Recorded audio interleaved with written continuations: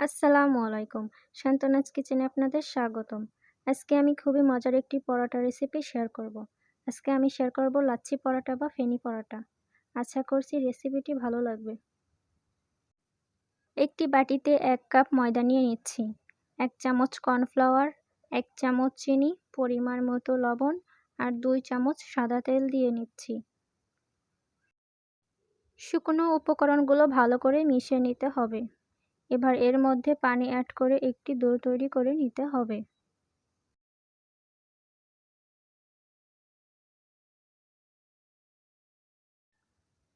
Do তৈরি হয়ে গেলে 30 মিনিটের মতো রেস্টে রেখে দিতে হবে। 30 মিনিট পর ডো থেকে একটু লেচি কেটে নিতে হবে। এবার পাতলা করে বেলে নিতে হবে।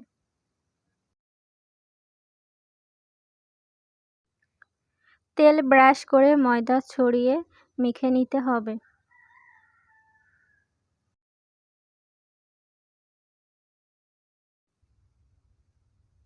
একটা ছুরি দিয়ে চিকন চিকন করে কেটে নিতে হবে। কাটা হয়ে গেলে আলতো হাতে তুলে নিতে হবে।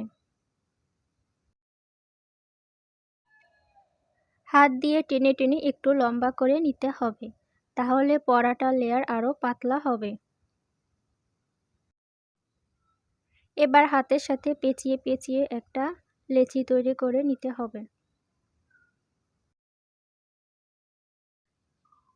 লেচি তৈরি হয়ে গেলে এবার একটু তেল মাখিয়ে হাত দিয়ে স্প্রেড করে নিলেই পরোটা শেপে চলে আসবে।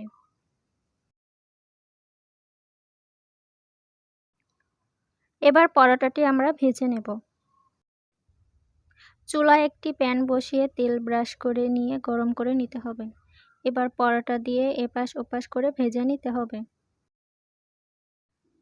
ভাজা হয়ে গেলেই তৈরি আমাদের লাচ্ছি পরোটা বা ফেনি পরোটা। ভিডিওটি ভালো লাগলে লাইক, কমেন্ট, শেয়ার করতে ভুলবেন না। সবাই ভালো থাকবেন। আল্লাহ হাফেজ।